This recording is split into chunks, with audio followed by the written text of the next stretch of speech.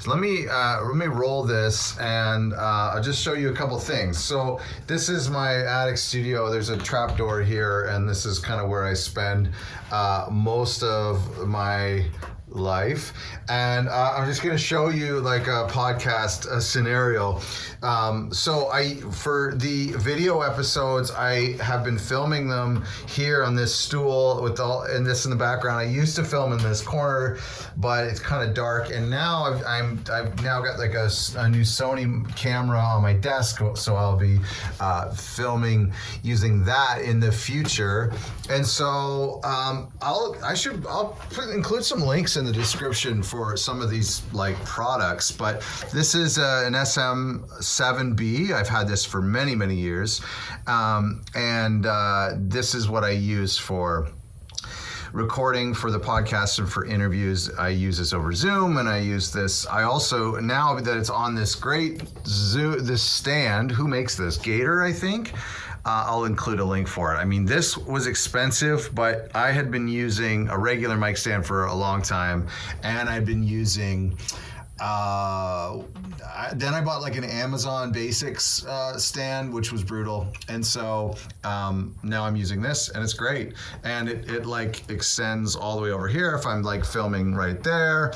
And then it goes to my desk as well if I'm filming or if I'm just like doing an episode. And this is where I'll just sit here and look at my notes. I usually have my notes printed off, and the most of the episodes, maybe 99.9% of the episodes have been, podcast episodes have been without video. I'm just Zooming or Skyping in just audio only. I just find that helps me like focus on the questions more and on the answers. It helps me listen more if I'm not like trying to,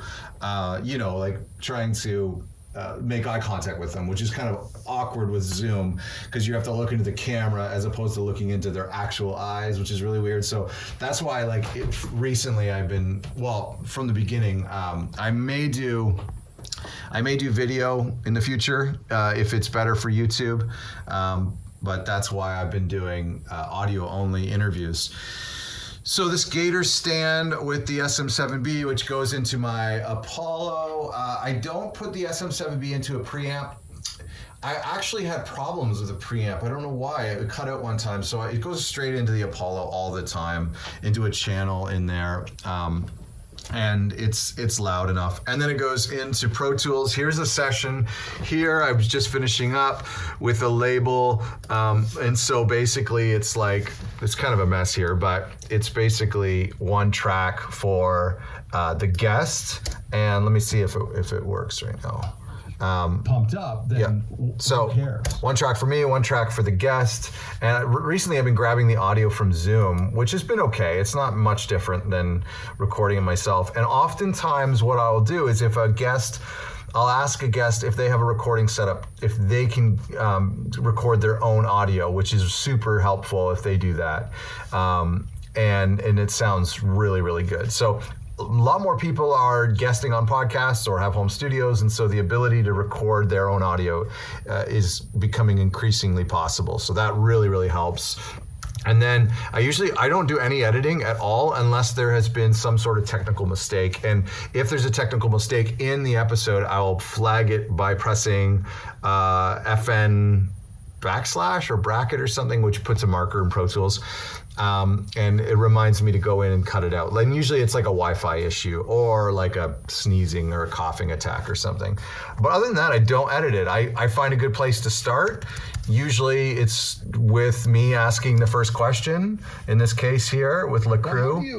How do you say your name? And then just before, the couple days before the episode comes out, I'll come in and record the bumpers, which is the intro, and starts here. To a new episode of Other Record Labels. I'm your host. And then this is the track here is the, this is the audio track, which is really quiet.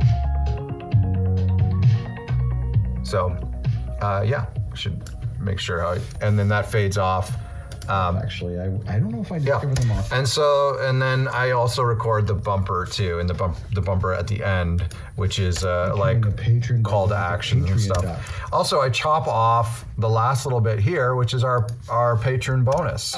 The question that I've been asking, and so that goes for our patrons on patreon.com/other record labels. And so that's basically how I do the episodes. It's really simple. Like I keep it really basic because it's just like if you're doing it every week, it's just too much work to try to edit it all the time.